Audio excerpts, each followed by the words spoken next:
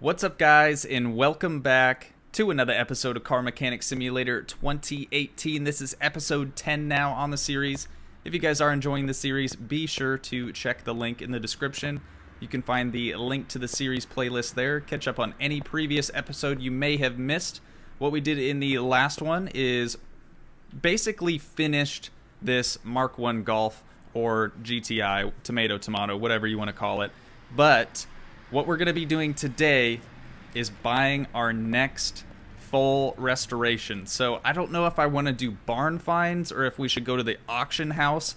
I think what we should do is actually check out the auction house first, and if that doesn't have anything good right away, we can definitely go back and do a couple of barn finds. We have tons of barn find location maps, so it should be pretty easy to find something in there that we can restore. So right off the bat, we have a Mayan M3.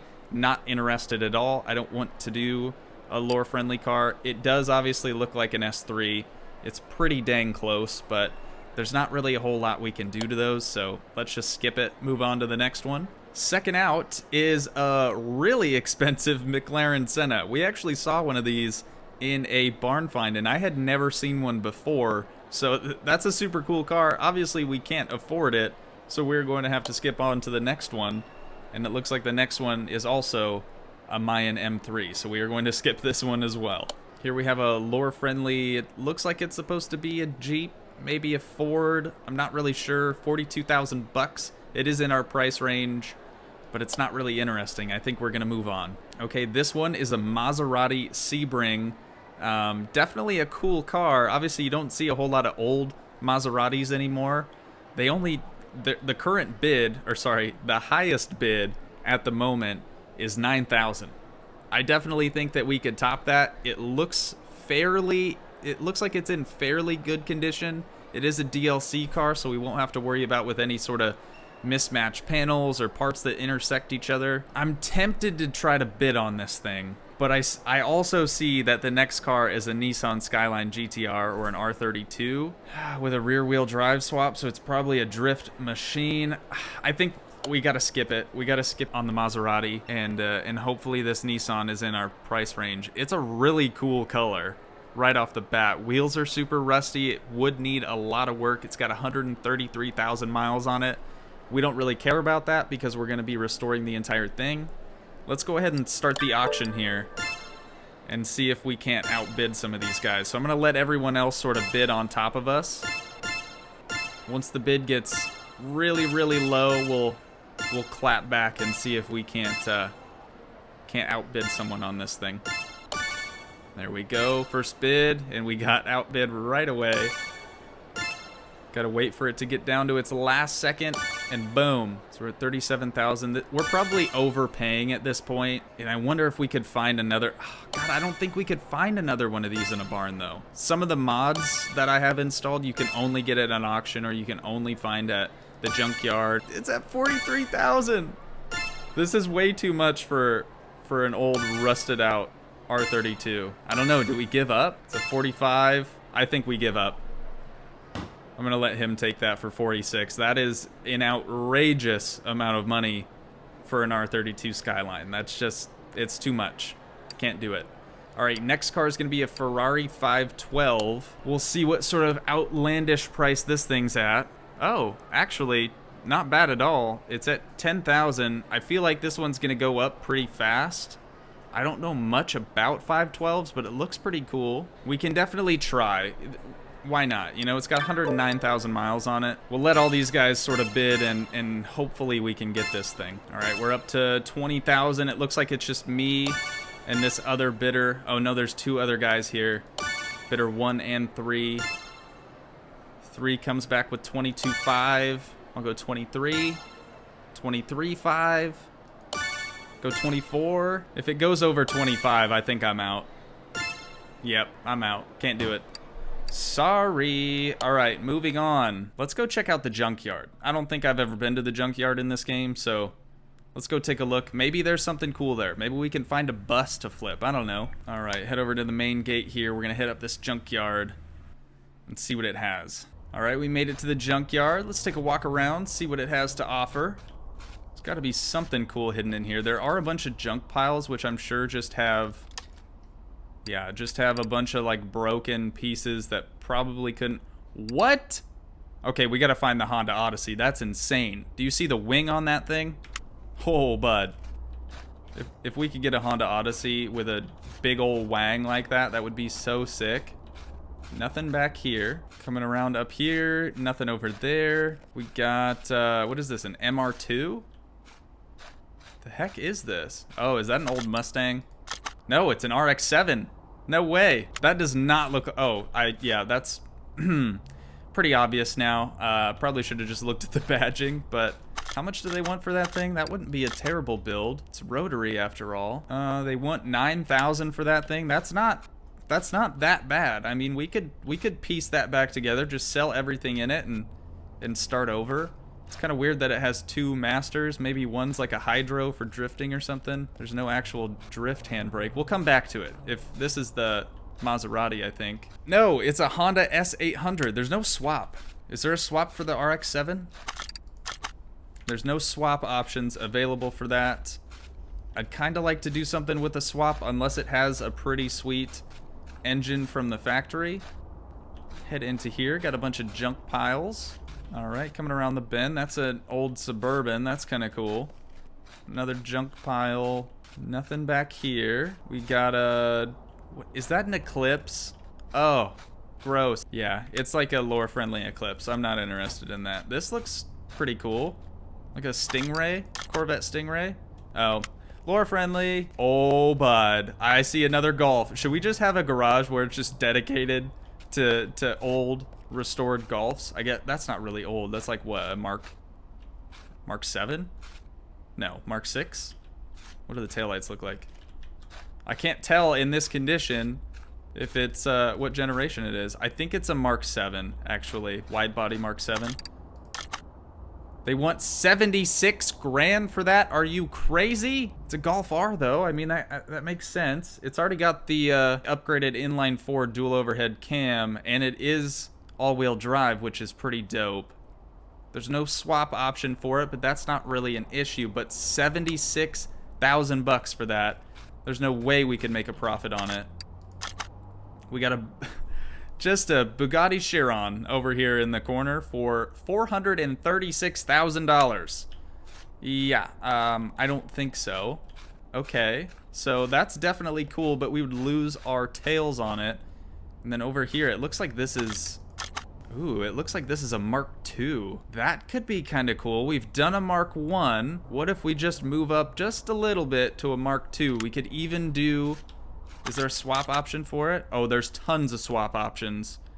We could do the exact same engine that we did in the Mark I.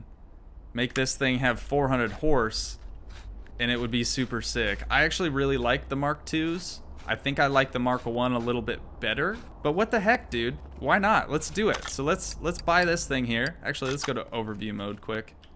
The only thing it's going to show us is that it has a bad tire. Amazing. God, it's in terrible condition. Let's do it. 6 grand, dude. That's super cheap. We probably can't flip it, but this might be a nice car to have in the garage. Where do you want to place this? Garage, obviously. Why would we put it in the parking? What? All right, let's head back to the garage. And here we are. We got our Mark II sitting next to our Mark I. Look at that. So we came from this type of thing, and now we have this beautiful masterpiece sitting over here. So I'm pretty pumped about this. I think this is going to be really cool. Right off the bat, we're going to take it over to car lifter A, bring the welder over, and we're gonna get rid of this rust, or at least the body rust is probably all we can actually get rid of. We'll use that. $1,000. There we go. So we got a nice clean shell now. How much of that? Oh yeah, frame condition 100%. That's awesome. We'll move that back to where it came from. Next on the list, let's clean up the interior. So we're gonna move this over to car lifter A. Now we can clean up this interior, use equipment, $100. No brainer. All right, let's move this back. Okay, so right off the bat, I am noticing that since it is a mod, it's kind of a little weird. But the cool thing is that it has a battery tray with an actual hold down, and the suspension actually lines up. Unlike this one, you guys can see once we add in the suspension, it you can see our strut kind of peeks through the strut tower right there. But let's, I say we just start by disassembling everything. Take off all the taillights, get rid of the trunk, rear bumper's got to come off. Sometimes there's like little parts like, yeah, there we go, rear left fender that we can take off. That's about it for this side. There's no windows. Seat I do want to actually take out. I don't want to sit in it, as cool as that is. Let's take out the seat. Doesn't look like there's a steering wheel, so we'll have to add one of those. There's no windshield, but we can get rid of this front left fender here. Take the bumper off. There is no grill, and there is no fender on this side. Was there? Yeah, there we go. Rear right fender. We're gonna need one of those. Okay, we got it like fully stripped as far as the body goes. So let's get in our store here. This is kind of R32 like Mark IV-esque. I think that would be pretty cool. I have no idea what they're going for with this. I'm gonna buy that just so I can see what it looks like, because I'm kind of curious. I mean, I don't hate it, but it just doesn't look right. Something about it is, it's too square, I think. So let's get rid of that. So I want to do this sort of R32 look-alike. Again, Volkswagen, not R32 Skyline. I want to keep the dual headlights on this one. We'll just go for emblems. I'm not really a fan of debadging cars. I think it's kind of silly. And then front left door, we're gonna need one of those. Window glass for the door. Is that wide body? Yo, no way. That's super sick. Okay, we're gonna have to get that. You gotta go wide body. All right, let's piece this thing together. See what we end up with for the hood. Got a new one of those. Front end. Yeah, that I'm glad we went with that. I like the red accent a lot. I think that looks super good. Got the headlights in. Front bumper. Hopefully we didn't make a mistake here by getting this one. I doubt it's gonna match up exactly with the over fenders that we went with, but it's worth checking out. Let's see, does that match up even a little bit? No. Yeah, we're gonna have to go for the other front bumper here. I guess we shouldn't have sold that thing, dang it. Oh yeah, we still got it. Sweet. Okay. Yeah, see, that lines up perfectly. That's definitely the bumper for the over fenders. Let's get the other side on here. And then it almost looks like we can, oh, there's the clamshell. So we can put that in. There we go. Looks good. I'm liking it, dude. It looks super good. Wait, what's going on here? So it looks like that clamshell sort of covers up the red accent. So let's try to get the other front clamshell. We are just blowing through money right now. Go back to assemble mode.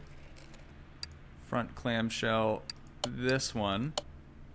Yeah, there we go. Okay, so that doesn't add the little weird little duck bill on the hood. I like that a lot more. Okay, front window, got a new one of those. I'm really confused on what's going on with this seam right here. That looks a little funny. Maybe once we paint it, it'll look better. All right, let's get our right door in here.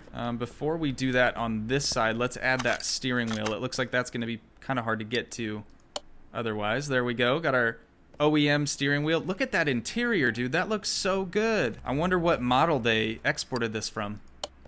Or imported, whatever. Okay, got our window glass in there. Let's get our mirror on. Looks good. And then for this, we're going to do the over fenders. So we got a little wide body action on here. Oh my god, dude. We're going to have to space this thing out a ton to get some wheels to fit in there. We're pretty good at that. We can play around, try to get some good fitment. All right, there we go. We just got to get our rear clamshell or spoiler on there. That looks good. Now for the tail lights, we have this high gloss version or we have the low gloss version. Let's try the low gloss on this side. For the rear bumper, we got this bad boy. That looks sick, and it doesn't look like it matters too much about lining it up for the rear bumper with the over fenders, so that's good. We lucked out there. Let's take that off, and we can mount our new one on there. They were considering that a tail light. God, I cannot. Please just let me go to the assemble mode. Thank you. This one we're gonna do the dual tip here. Oh my god, it looks so sick. Okay, moving around. Let's see, what else do we have here? We have a license plate. Obviously, we're gonna have to buy one of those. We'll do the same GG license plate, of course.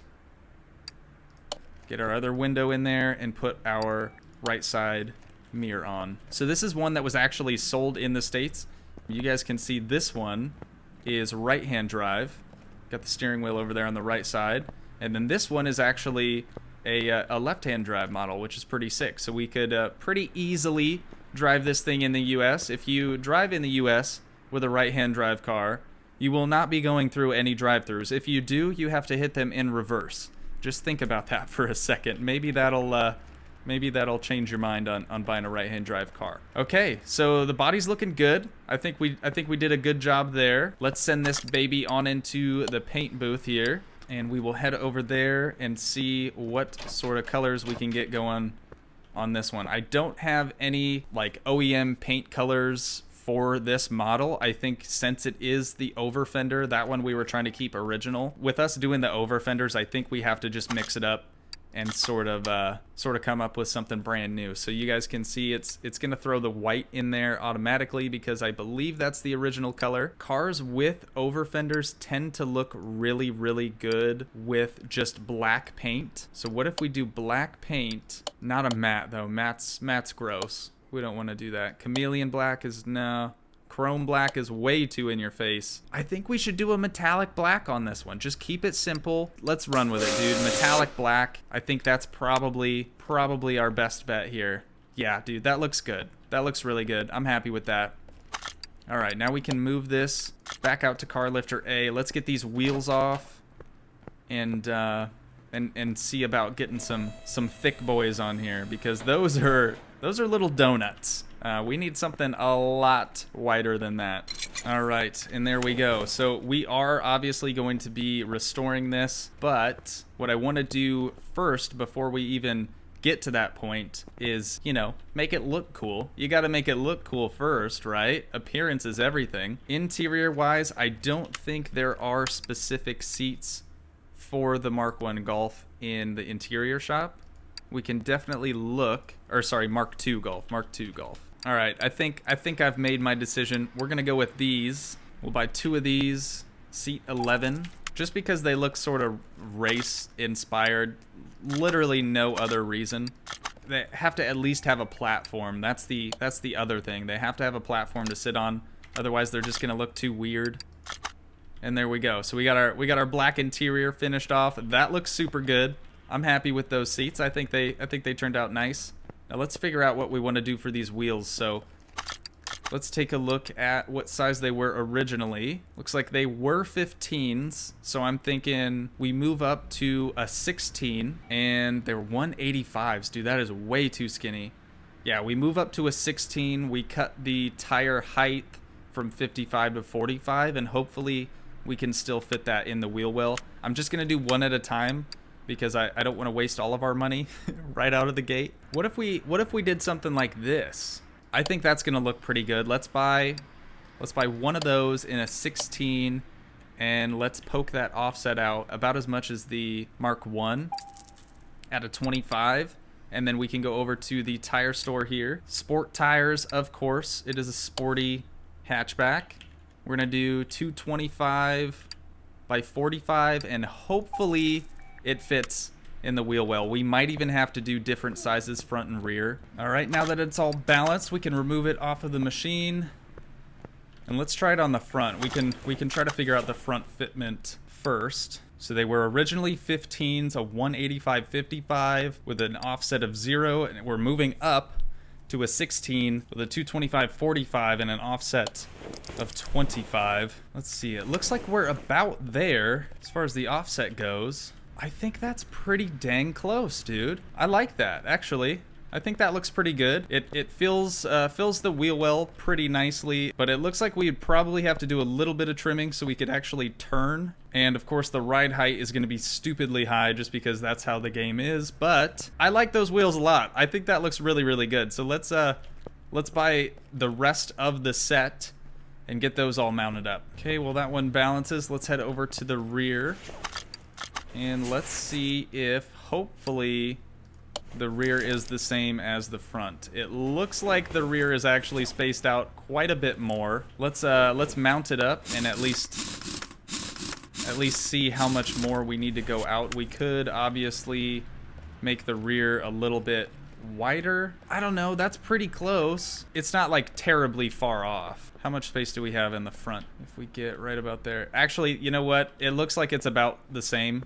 The wide body is about the same for the front and the rear. You can see it's a little bit wider, but I think it's close enough. It kind of has to be. It doesn't have to be a square set, but it makes the most sense being that the car is front wheel drive. So now we can mount this one in the front and we can lower it down and take a look at just how good it looks, man. I love this. This is so sick. All right, and there we go. So obviously God, I keep saying obviously. You guys can clearly tell that I am a fan of Volkswagens, as I now have 2 of them, which is very true in the game and in real life as well. I've had many Volkswagens. I think that fitment is pretty well on point, dude. I mean, you can't fault that. It looks pretty nice. Let's lower this on the ground and hopefully the ride height changes a little bit. There is visually no change at all, but I dig it. I think that turned out really, really cool. But that is going to do it for this episode today, guys. If you did enjoy, please leave a like, leave a comment, help support the dream by smashing that subscribe button, and I will see you guys in the next one. Thanks so much for watching, guys. Peace.